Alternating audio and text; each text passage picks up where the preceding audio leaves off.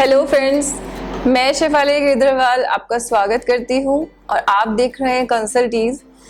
आज मैं आपके साथ एक बहुत ही इम्पोर्टेंट प्रोविजन डिस्कस करूंगी जो कि ट्रांजिशन का है। पहले ट्रांजिशन हम लोगों ने ब्रीफ में डिस्कस किया था, लेकिन जो इसका सेक्शन 143 वाला ट्रांजेक्शन है, मतलब सेक्शन 140 सबसेक्शन 3 वाला ब्रैकेट 3, वो काफ़ी कॉम्प्लेक्स है, काफ़ी लंबा है, लेंदी है। तो वो प्रोविज़न आज मैं आपसे डिटेल में डिस्कस करूंगी, क्योंकि वो एक डिटेल डिस्कशन उसके लिए ऑलरेडी रिक्वायर्ड है। और अपनी पहली वीडियो में मैंने आपसे कहा भी था कि इसको हम लोग डिटेल में एक दिन डिस्कस करेंगे। सो फ्रेंड्स, इसी बीच में एक इम्पॉर्टेंट अपडेट है। कल जीएसटी काउंसिल ने अपनी मीटिंग के बाद जितनी भी हमारे प्रोडक्ट्स हैं उनकी HSN वाइज जो टैक्स रेट होगी जीएसटी की, उसकी लिस्ट रिलीज़ की है।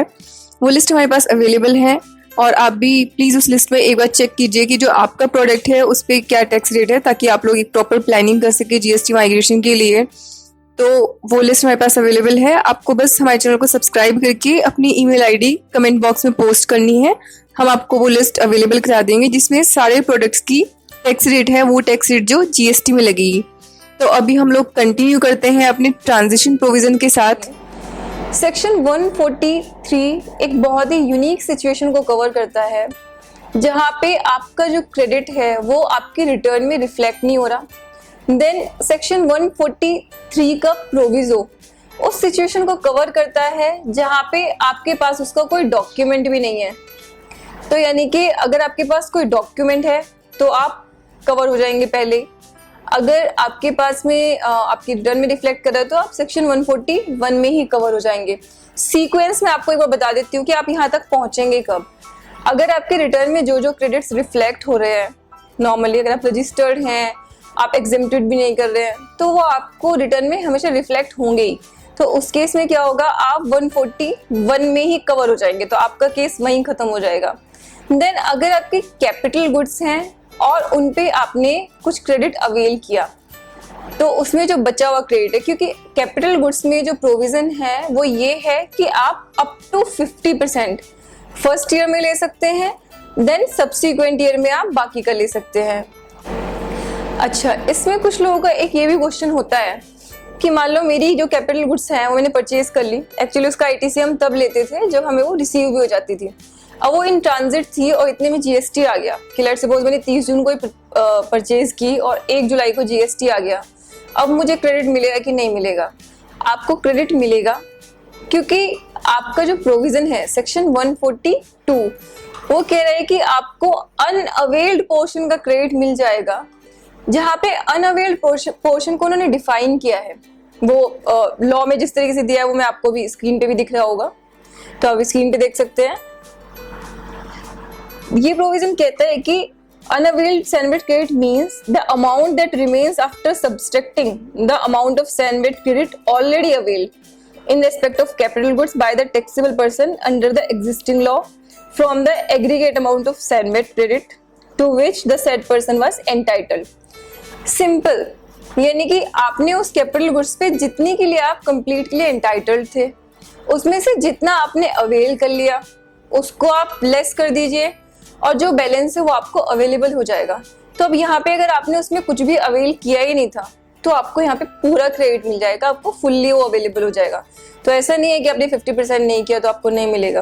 तो यानी कि यहाँ पे आपको अगर ट्रांजिट में भी था, आपको बिल्कुल एंड टाइम पे परचेज हुई है, एकदम कट ऑफ डेट पे, तो वो भी आपको मिल जाएगा अगर आपकी कैपिटल गुड्स ट्रांजिट में थी। तो ये हमारा कैपिटल गुड्स वाला प्रोविजन हो गया डिटेल में, लेकिन हमें आज सेक्शन 143 वाला प्रोविजन कवर करना है।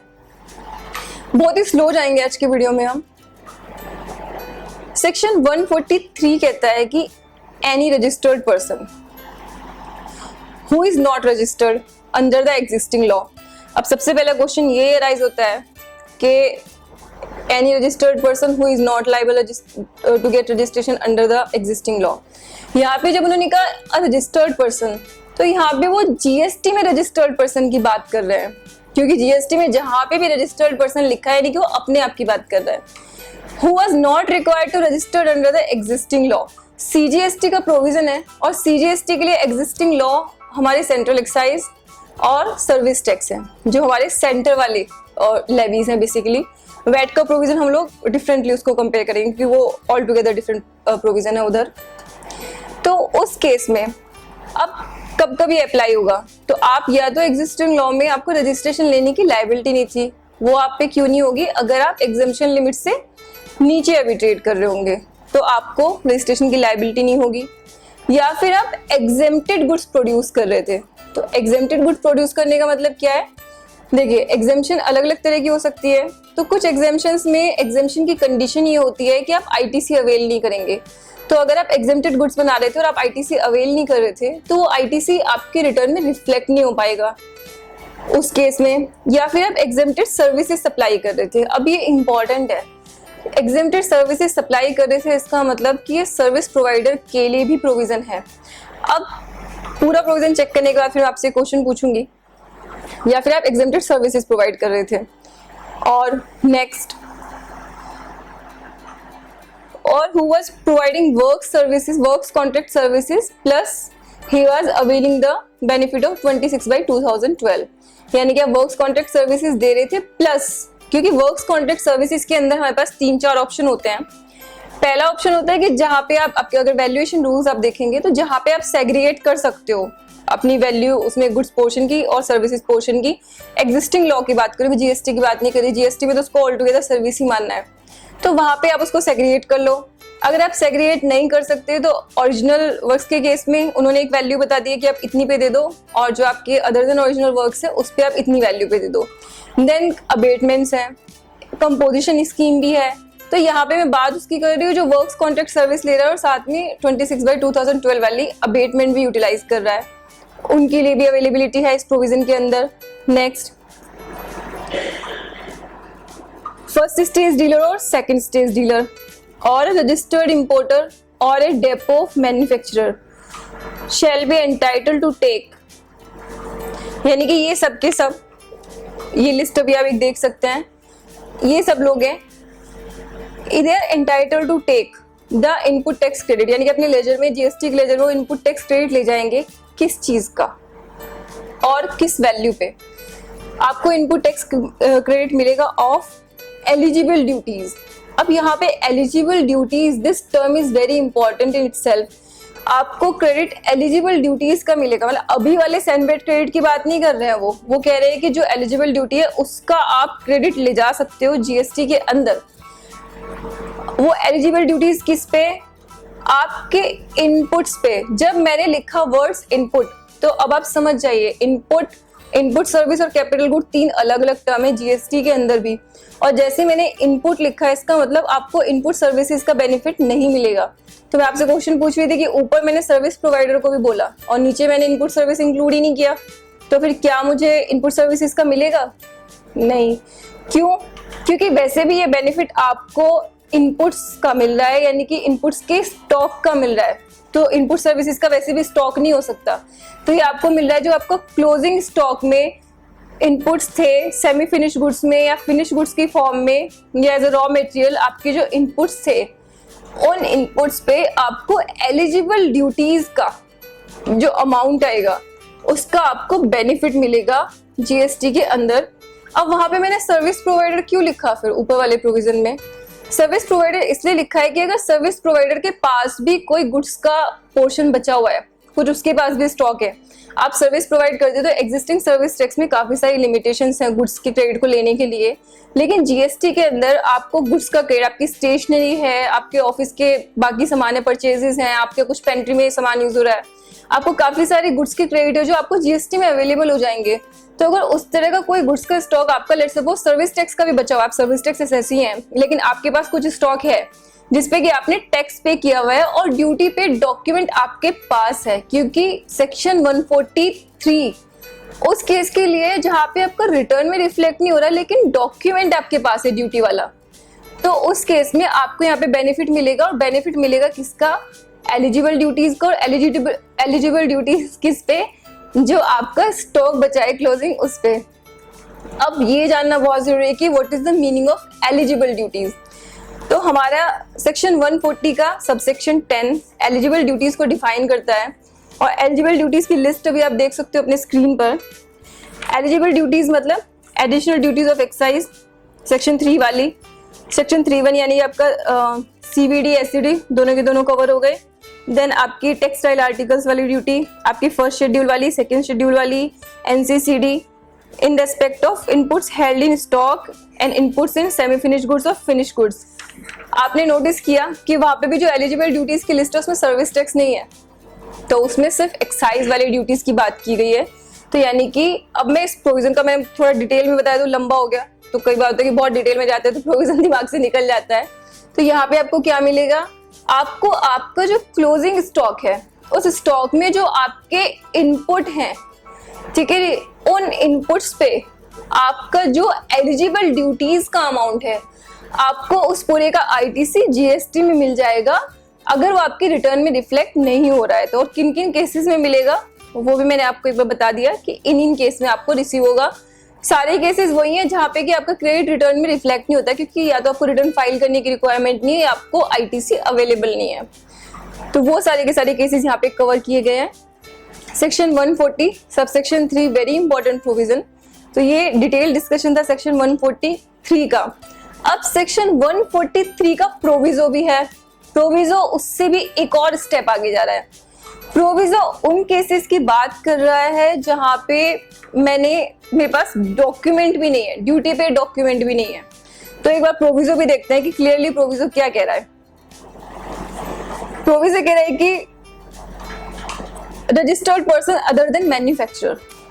Now what we need to understand कि आप एक्साइज में रजिस्टर्ड नहीं हो, ठीक है, आप अभी जीएसटी के अंदर रजिस्टर्ड हो और उसके बाद आपने कोई ऐसी गुड्स हैं आपके पास जिन्होंने ड्यूटी सफर तो की है लेकिन आपके पास उनका डॉक्यूमेंट नहीं है, आपके पास उनका कोई टैक्स पेइंग इनवॉइस नहीं है। वो कब हो सकता है, जब आपने चेन में एक या दो चेन के बाद उसको परचेज किया हो। तो फिर उस केस में क्या होगा, क्योंकि एक्साइजेबल इनवॉइस सिर्फ उसी के पास होगा जिसने या तो मैन्युफैक्चरर से लिया होगा या एफएसडी एसएसडी, उनके अलावा और किसी को नहीं मिलेगा। तो उस केस में आप लोगों को क्या करना पड़ेगा कि आपका कोई डॉक्यूमेंट नहीं है, तो वहां पे भी आपको उन्होंने राइट दे दिया है कि आपको भी क्रेडिट मिल जाएगा। क्रेडिट क्यों मिल जाएगा, देखो मैंने ये चीज आपको एक बार पहले वीडियो में भी समझाई थी, जहां पे आप नॉन टैक्सेबल से टैक्सेबल टेरिटरी में आ रहे हैं।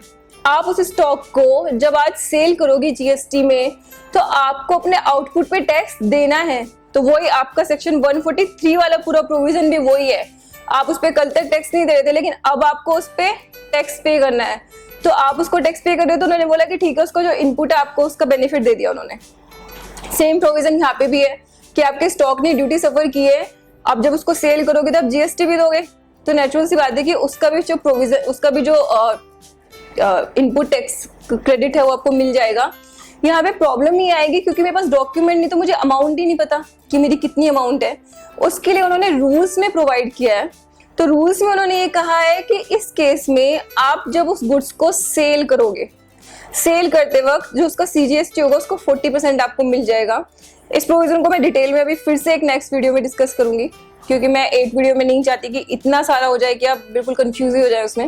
लेकिन आपको उसके जो आउटपुट पे सीजीएसटी होगा उसका 50% मिलेगा। कुछ टर्म एंड कंडीशंस की पूरी लिस्ट है रूल्स के अंदर, वो हम लोग को डिटेल में समझनी है। यहाँ पे आपको एक और इम्पोर्टेंट चीज याद रखनी है कि जहाँ पे आप ऊपर जो मैंने सेक्शन 143 वाला प्रोविजन कवर किया, वहां पे था कि the people who are not required to take registration under the existing law, यानी कि आप करंट टैक्स में अगर रजिस्टर्ड नहीं हो तो आपको ये समझना है कि आप अगर अभी रजिस्टर्ड नहीं थे और आप जीएसटी में जाके अब रजिस्ट्रेशन लोगे तो यानी कि ये क्रेडिट सिर्फ माइग्रेट होने वाले टैक्सेबल पर्सन के लिए नहीं है। अगर आप माइग्रेट नहीं हो रहे हो, आप उधर जाके फ्रेश रजिस्ट्रेशन ले रहे हो, आपको तब भी ये क्रेडिट मिलेगा आपके स्टॉक वाला। तो कभी दिमाग में ये भी क्वेश्चन आ सकता है कि मैं माइग्रेट होके तो जा नहीं रहा हूँ, मैं तो फ्रेश रजिस्ट्रेशन ले रहा हूँ, लेकिन क्रेडिट आपको तब भी मिलेगा इसका। तो ये इंपॉर्टेंट प्रोविजंस थे। मैंने कोशिश की कि मैं थोड़ा इस पे स्लो रहूं और थोड़ा उसको सम अप करने की कोशिश करूं।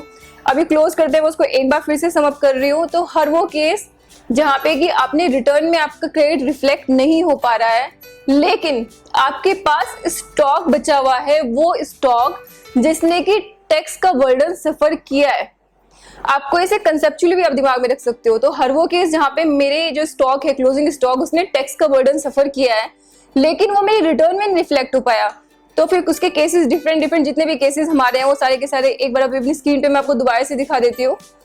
तो ये सारे के सारे केसेस हैं जहाँ पे आपने रिटर्न में रिफ्लेक्ट नहीं हुआ लेकिन आपके स्टॉक ने ड्यूटी सफर की है और आप जीएसटी में आने पे टैक्सेबल हो रहे हो या उसका यूज आप किसी टैक्सेबल आउटपुट के लिए करो, it is one of the condition, तो वहाँ पे वो टैक्सेबल भी होना चाहिए जीएसटी के अंदर।